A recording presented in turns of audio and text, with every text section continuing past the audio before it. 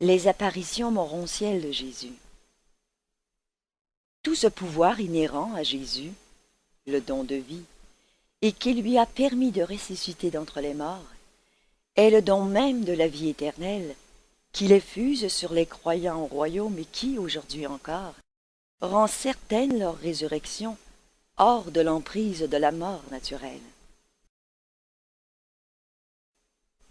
L'apparition de Jésus à Béthanie. Que la paix soit sur vous. Salutations à ceux qui furent proches de moi dans la chair, et communion pour mes frères et sœurs dans le royaume des cieux. Comment avez-vous pu douter? Pourquoi avez-vous attendu si longtemps avant de choisir de suivre de tout cœur la lumière de la vérité? Entrez donc tous dans la communion de l'Esprit de vérité, dans le royaume du Père. Au foyer de Joseph. Que la paix soit sur vous. Dans la communion du royaume, il n'y aura ni juif ni gentil, ni riche ni pauvre, ni homme libre ni esclave, ni homme ni femme. Vous aussi vous êtes appelés à publier la bonne nouvelle de la libération de l'humanité par l'évangile de la filiation avec Dieu dans le royaume des cieux. Allez dans le monde entier proclamer cet évangile et confirmer les croyants dans cette foi. En même temps que vous ferez cela, n'oubliez pas de soigner les malades et de fortifier les timides et les craintifs. Je serai avec vous toujours, même aux confins de la terre. Après avoir ainsi parlé et disparu de leur vue, tandis que les femmes tombaient face contre terre et adoraient en silence. L'apparition grecque. Que la paix soit sur vous. Bien que le Fils de l'homme soit apparu sur terre, parmi les Juifs, il est venu apporter son ministère à tous les hommes. Dans le royaume de mon Père, il n'y aura ni Juifs ni gentils. Vous serez tous des frères, les fils de Dieu. Allez donc dans le monde entier, proclamez cet évangile de salut, tel que vous l'avez reçu des ambassadeurs du royaume, et je vous recevrai dans la communion de la fraternité des fils du Père, dans la foi et la vérité. Après avoir donné cette mission grecque, il prit congé d'eux, et ils ne le virent plus. La promenade avec deux frères. Les deux frères cheminaient sur la route d'Emmaüs en parlant très sérieusement de Jésus, de son enseignement, de ses œuvres et plus spécialement des rumeurs rapportant que son tombeau était vide et que certaines des femmes lui avaient parlé. Cléopas était à moitié disposé à croire ces rapports, mais Jacob affirmait avec insistance que toute l'affaire était probablement une mystification. Tandis qu'ils raisonnaient et discutaient ainsi sur la route de retour à leur maison, la manifestation morontielle de Jésus, sa 7e apparition, s'approcha des deux marcheurs. Cléopas avait souvent entendu Jésus enseigner et avait partagé des repas avec lui en plusieurs occasions chez des croyants de Jérusalem, mais il ne reconnut pas le Maître, même quand ce dernier leur eut franchement parlé. Après les avoir accompagnés un bout de chemin, Jésus leur dit : « Que vous êtes lents à comprendre la vérité. Si vous me dites que c'est au sujet des enseignements et des œuvres de cet homme que vous avez vos discussions, je peux vous éclairer, car je suis plus que familier de ces enseignements. Ne vous souvenez-vous pas que ce Jésus a toujours enseigné que son royaume n'était pas de ce monde, et que tous les hommes, étant les fils de Dieu, devraient donc trouver la libération et la liberté dans la joie spirituelle de la communion fraternelle du service, expression de l'amour, dans ce nouveau royaume de la vérité, de l'amour du Père céleste. Ne vous rappelez-vous pas comment ce Fils de l'homme proclama le salut de Dieu pour tous les hommes, soignant les malades et les affligés, et libérant ceux qui étaient liés par la peur et esclaves du mal. Ne savez-vous pas que cet homme de Nazareth a dit à ses disciples qu'il lui faudrait aller à Jérusalem et être livré à ses ennemis qui le mettraient à mort, et qu'il ressusciterait le troisième jour? Ne vous a-t-on pas dit tout cela?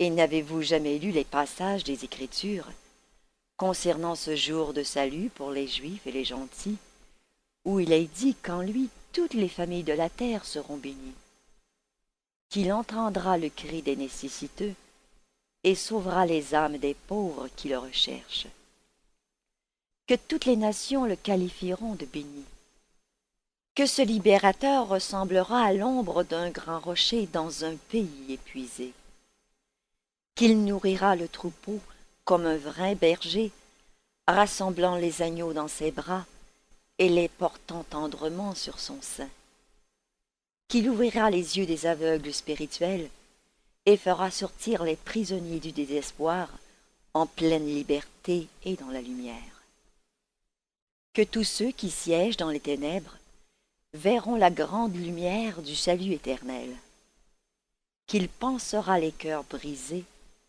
proclamera la liberté aux captifs du péché et ouvrira les portes de la prison aux esclaves de la peur et à ceux qui sont enchaînés par le mal, qu'il consolera les affligés et effusera sur eux la joie du salut à la place du chagrin et de l'oppression, qu'il sera les désirs de toutes les nations et la joie perpétuelle de ceux qui recherchent la droiture, que ce Fils de la vérité et de la droiture se dressera sur le monde avec une lumière de guérison et un pouvoir de salut, et même qu'il sauvera son peuple de ses péchés, que réellement il cherchera et sauvera ceux qui sont perdus, qu'il ne détruira pas les faibles, mais apportera le salut à tous ceux qui ont faim et soif de droiture, que ceux qui croient en lui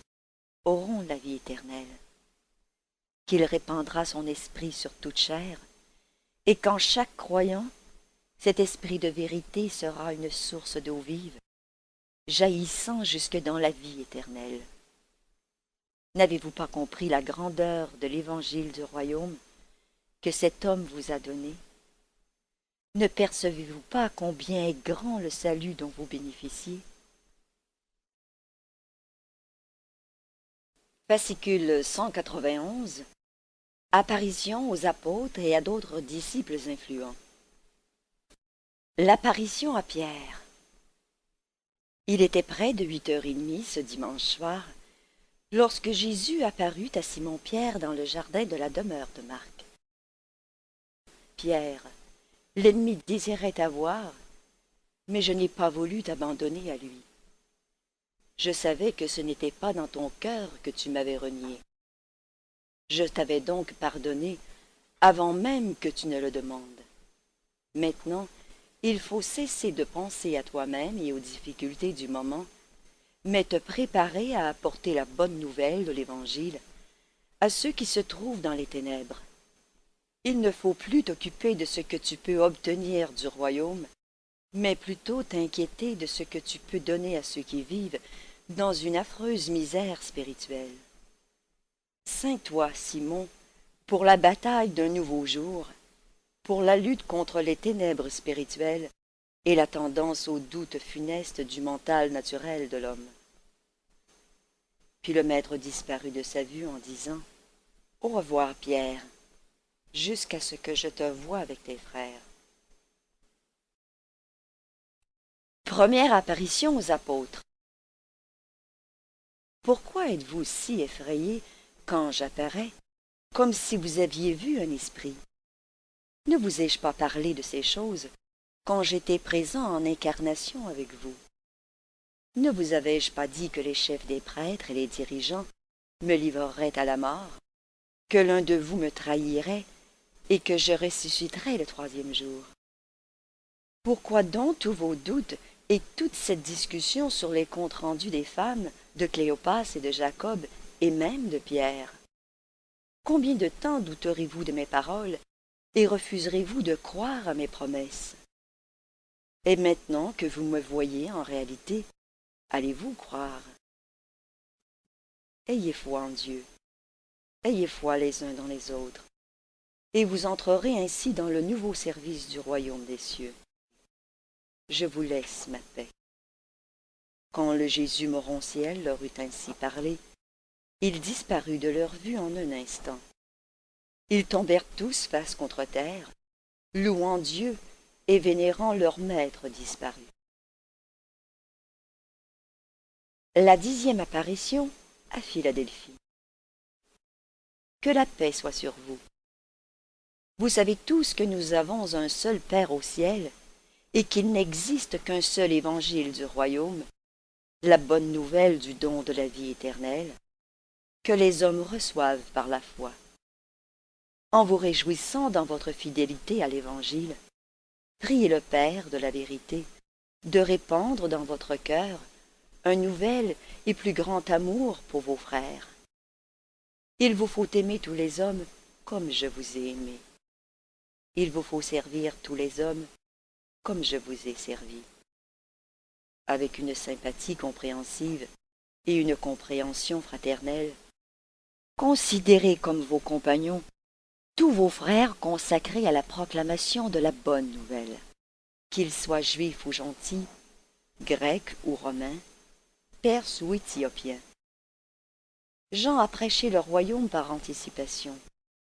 Vous avez prêché l'Évangile en puissance, les Grecs enseignent déjà la bonne nouvelle, et moi, je vais bientôt envoyer l'Esprit de vérité dans l'âme de tous ces hommes, mes frères, qui ont si généreusement consacré leur vie à l'illumination de leurs compagnons plongés dans les ténèbres spirituelles.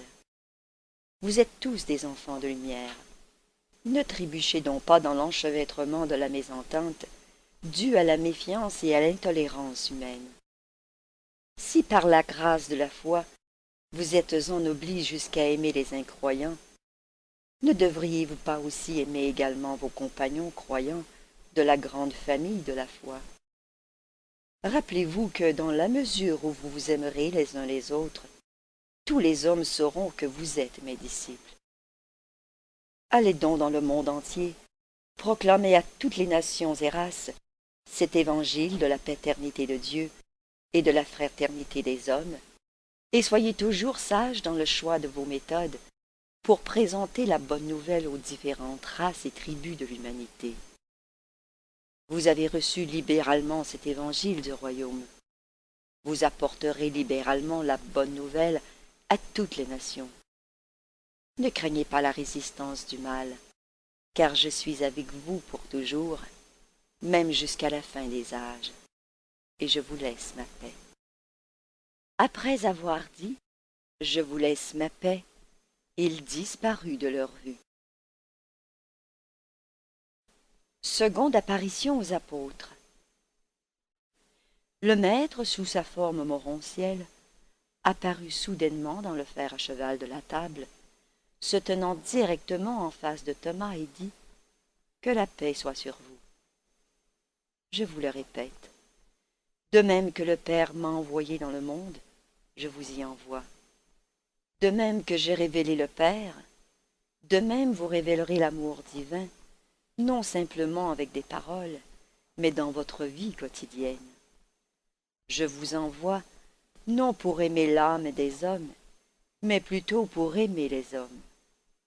Il ne suffit pas que vous proclamiez les joies du ciel, il faut aussi que vous démontriez les réalités d'esprit de la vie divine dans votre expérience quotidienne, puisque vous avez déjà, par votre foi, la vie éternelle comme don de Dieu. Puisque vous avez la foi, quand le pouvoir d'en haut, l'Esprit de vérité, sera venu sur vous, vous ne cacherez pas votre lumière ici derrière des portes fermées. Vous ferez connaître à toute l'humanité l'amour et la miséricorde de Dieu.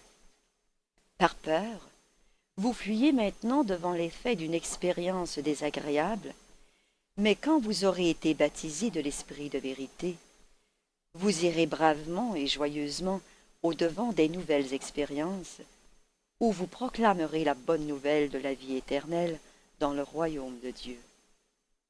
Vous pouvez rester ici, en Galilée, durant une brève période, pour vous remettre du choc de transition entre la fausse sécurité de l'autorité du traditionnalisme et le nouvel ordre de l'autorité des faits, de la vérité et de la foi dans les réalités suprêmes de l'expérience vivante. Votre mission dans le monde est basée sur le fait que j'ai vécu parmi vous une vie révélant Dieu sur la vérité que vous êtes les fils de Dieu ainsi que tous les autres hommes. Cette mission se concrétisera dans la vie que vous vivrez parmi les hommes, l'expérience effective et vivante d'aimer les hommes et de les servir, comme je vous ai aimé et servi. Que la foi révèle votre lumière au monde, que la révélation de la vérité ouvre les yeux aveuglés par la tradition, que votre service, expression de l'amour, détruise efficacement les préjugés engendrés par l'ignorance. En vous rapprochant ainsi de vos contemporains par une sympathie compréhensive et par un dévouement désintéressé, vous les conduirez au salut par la connaissance de l'amour du Père. Les Juifs ont prôné la bonté, les Grecs ont exalté la beauté, les Hindous prêchent la dévotion, les lointains ascètes enseignent le respect, les Romains exigent la fidélité, mais moi, je demande que la vie de mes disciples soit même une vie de service, expression de l'amour pour vos frères dans la chair.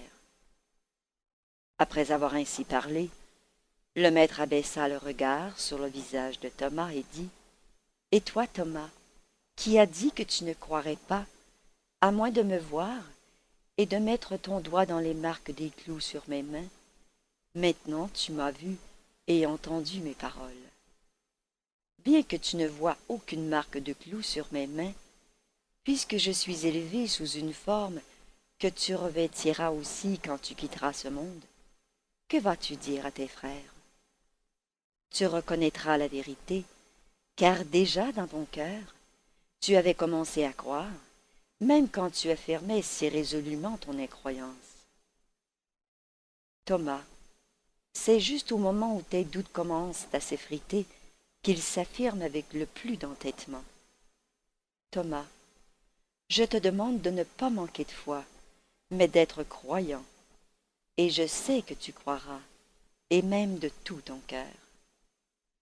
Quand Thomas entendit ces paroles, il tomba à genoux devant le maître Morontiel et s'écria « Je crois, mon Seigneur et mon Maître. » Alors Jésus dit à Thomas « Tu as cru, Thomas, parce que tu m'as réellement vu et entendu. » Béni soit dans les âges à venir ceux qui croiront, même sans avoir vu avec les yeux de la chair, ni entendu avec les oreilles de mortels. Ensuite, tandis que sa forme s'approchait de l'extrémité de la table, le maître s'adressa au groupe en disant « Maintenant, allez tous en Galilée, où je vous apparaîtrai bientôt. » Et après avoir dit cela, il disparut de leur vue. L'apparition à Alexandrie. Le maître Morontiel apparut là, au regard de tous. Jésus dit « Que la paix soit sur vous.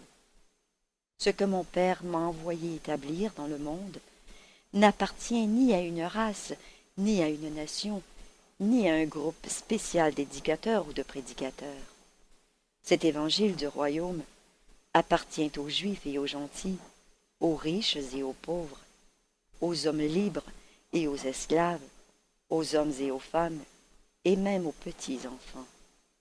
Il vous faut tous proclamer cet évangile d'amour et de vérité par la vie que vous vivez dans la chair. Vous vous aimerez les uns les autres d'un amour nouveau et remarquable, comme je vous ai aimé.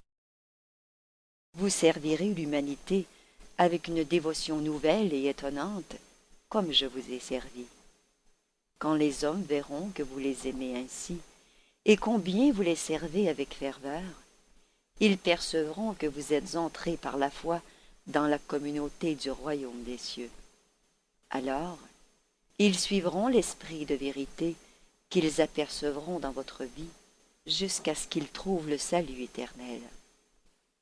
De même que le Père m'a envoyé dans ce monde, je vous y envoie aussi maintenant. Vous êtes tous appelés à porter la bonne nouvelle à ceux qui sont plongés dans les ténèbres. Cet évangile du royaume appartient à tous ceux qui y croient. Il ne sera pas remis à la garde des seuls prêtres. Bientôt l'Esprit de vérité viendra sur vous et vous conduira dans toute la vérité. Donc, allez dans le monde entier, prêchez cet évangile et voyez, je suis avec vous toujours, même jusqu'à la fin des âges. Après avoir ainsi parlé, le maître disparut de leur vue. Fascicule 193, apparition finale et ascension. À ce moment se trouvaient rassemblés les 11 apôtres, le groupe des femmes disciples et de leurs compagnes, et une cinquantaine des autres éminents disciples du Maître, comprenant un certain nombre de Grecs. Ces croyants avaient échangé des conversations amicales depuis plus d'une demi-heure lorsque le Maître Morontiel apparut soudainement, pleinement visible à tous, et commença immédiatement à les instruire. Jésus dit « Que la paix soit sur vous ».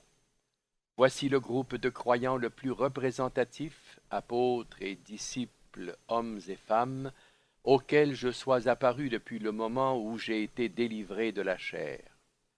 Je vous appelle maintenant à témoigner que je vous avais prévenu qu'il fallait que mon séjour parmi vous prenne fin.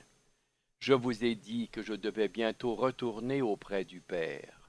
Ensuite, je vous avais clairement exposé comment les chefs des prêtres et les dirigeants des Juifs me livreraient pour être mis à mort et que je ressusciterais. Alors, pourquoi vous êtes-vous tellement laissé déconcerter par toutes ces choses quand elles sont advenues? Et pourquoi avez-vous été aussi surpris quand je suis ressuscité au troisième jour? Vous n'avez pas réussi à me croire parce que vous entendiez mes paroles sans comprendre leur signification. Maintenant, vous devriez prêter l'oreille à ce que je dis, de crainte de renouveler la faute d'entendre mon enseignement avec votre mental sans en comprendre le sens dans votre cœur. Depuis le commencement de mon séjour parmi vous, comme l'un de vos semblables, je vous ai enseigné que mon unique but était de révéler mon Père qui est aux cieux à ses enfants terrestres. J'ai vécu l'effusion révélatrice de Dieu afin que vous puissiez faire l'expérience de la carrière de la connaissance de Dieu. Je vous ai révélé Dieu comme votre Père qui est aux cieux, et je vous ai révélé comme les fils de Dieu sur terre. Dieu vous aime, vous ses fils, c'est un fait.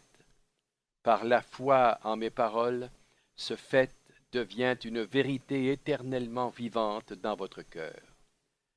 Quand, par votre foi vivante, vous devenez divinement conscient de Dieu, alors vous êtes né d'esprit en tant qu'enfant de lumière et de vie, de cette vie éternelle, grâce à laquelle vous ferez l'ascension de l'univers des univers et l'expérience de trouver Dieu le Père au paradis. Je vous exhorte à vous rappeler toujours que votre mission parmi les hommes consiste à proclamer l'évangile du royaume, la réalité que Dieu est le Père des hommes et la vérité qu'ils sont ses fils.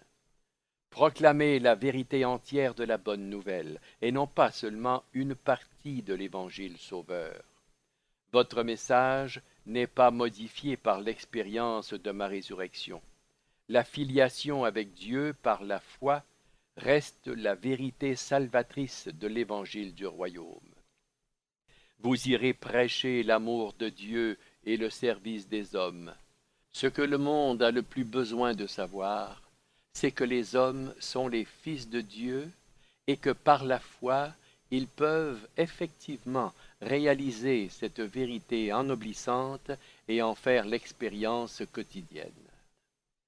Mon effusion devrait aider tous les hommes à savoir qu'ils sont les enfants de Dieu, mais cette connaissance sera insuffisante s'ils n'arrivent pas à saisir personnellement, par la foi, la vérité salvatrice qu'ils sont les vivants fils spirituels du Père éternel.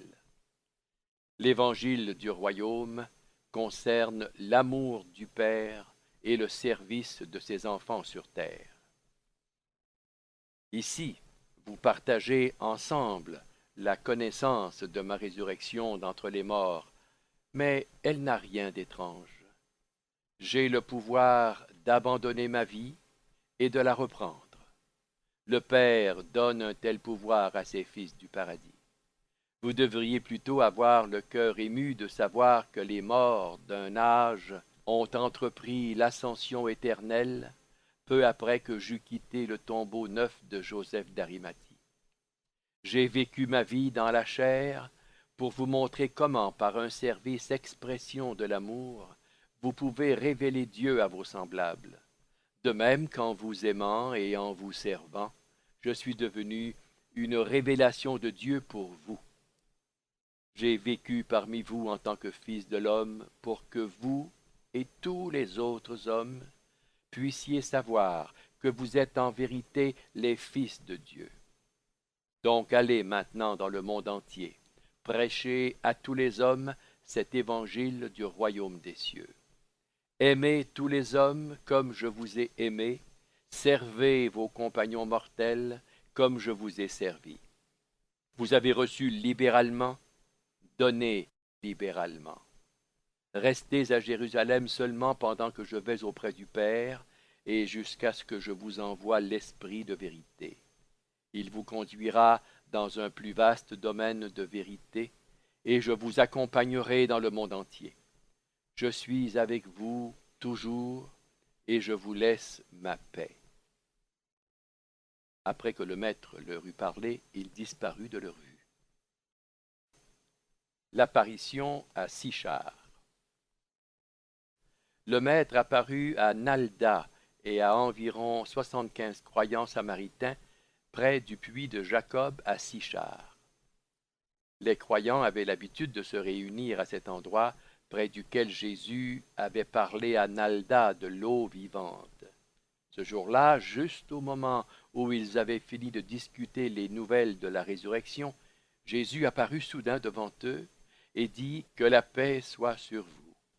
Vous vous réjouissez de savoir que je suis la résurrection et la vie, mais cela ne vous servira de rien si vous n'êtes pas d'abord nés de l'Esprit éternel, ce qui vous amène à posséder par la foi le don de la vie éternelle. Si vous êtes les fils de mon Père par la foi, vous ne mourrez jamais. Vous ne périrez pas. L'Évangile du royaume vous a appris que tous les hommes sont les fils de Dieu. Il faut que cette bonne nouvelle concernant l'amour du Père céleste pour ses enfants terrestres soit apportée au monde entier.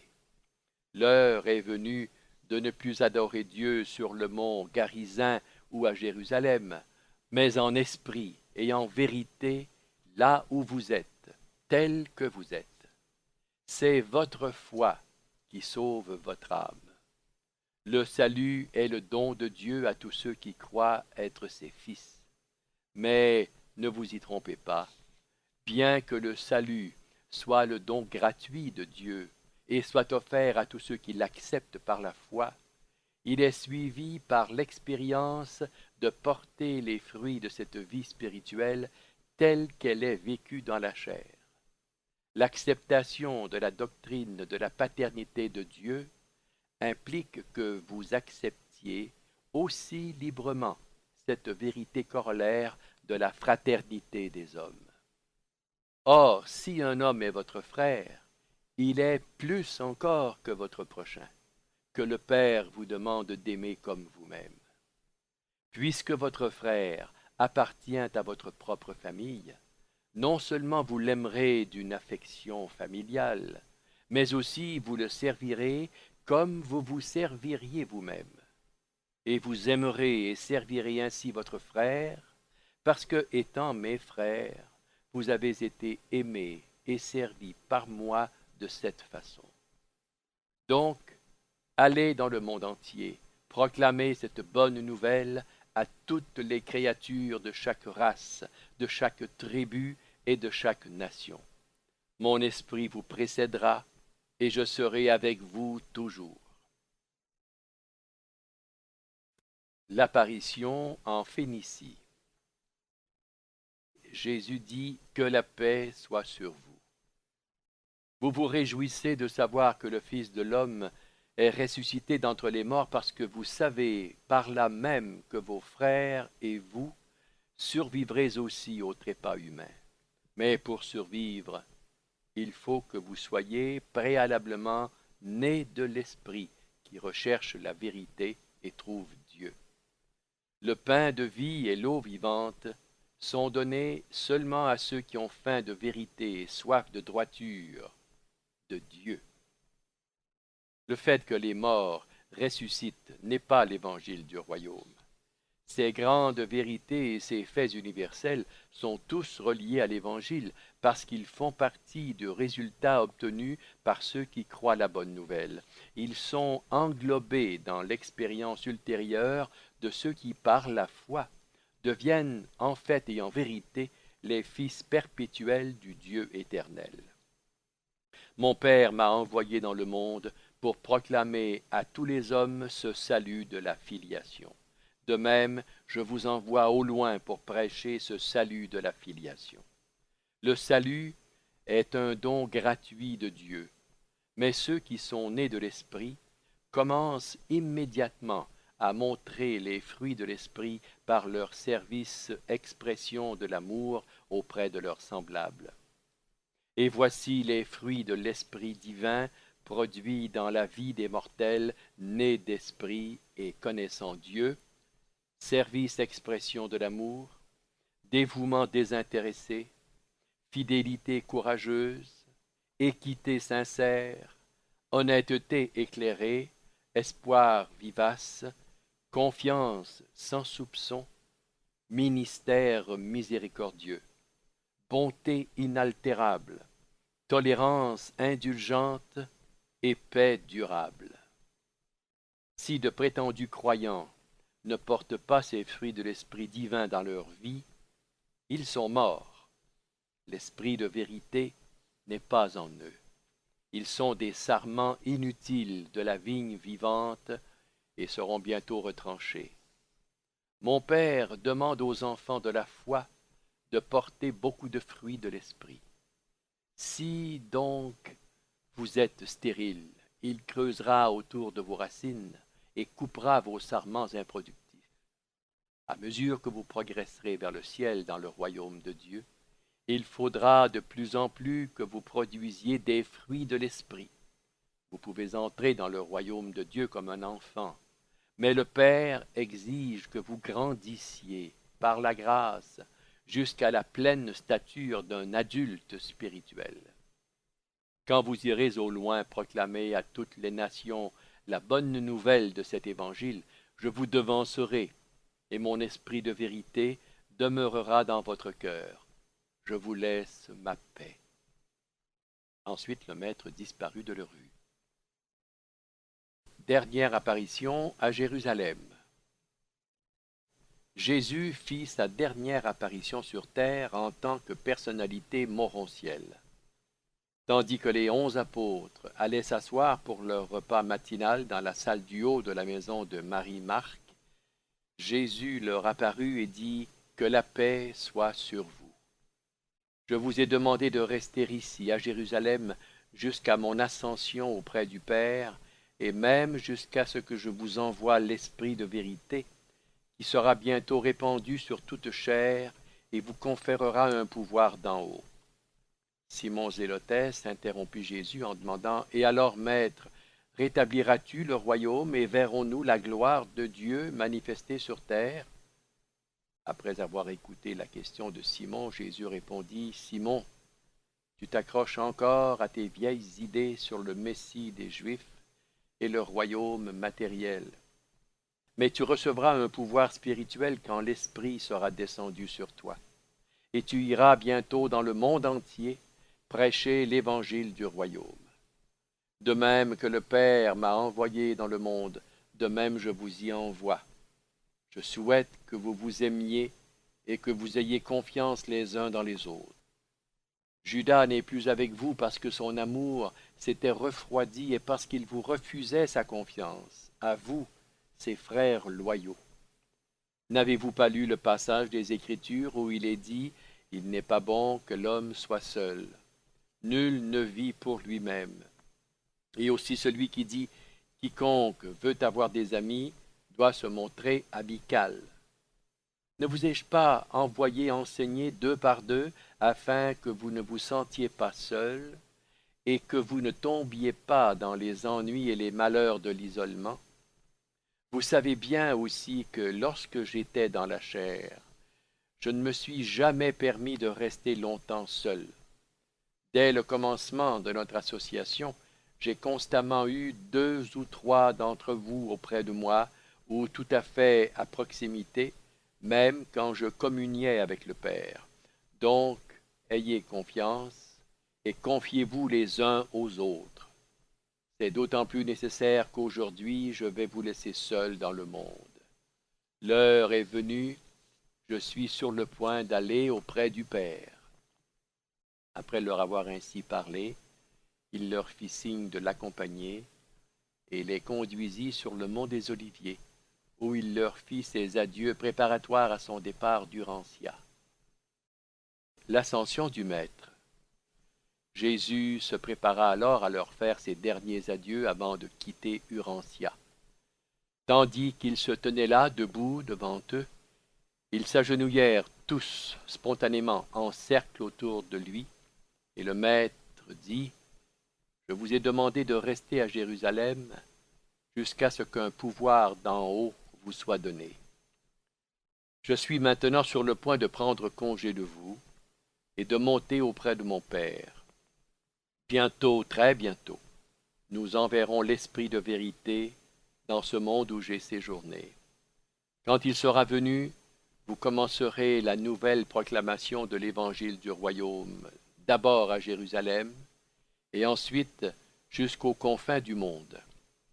Aimez les hommes avec l'amour dont je vous ai aimé, et servez vos compagnons mortels comme je vous ai servi. Par les fruits spirituels de votre vie, amenez les âmes à croire la vérité que l'homme est un fils de Dieu et que tous les hommes sont frères. Souvenez-vous de tout ce que je vous ai enseigné et de la vie que j'ai vécue parmi vous. Mon amour vous couvre de son ombre, mon esprit habitera en vous, et ma paix demeurera sur vous. Adieu. » Après avoir ainsi parlé, le maître morontiel disparut de leur vue.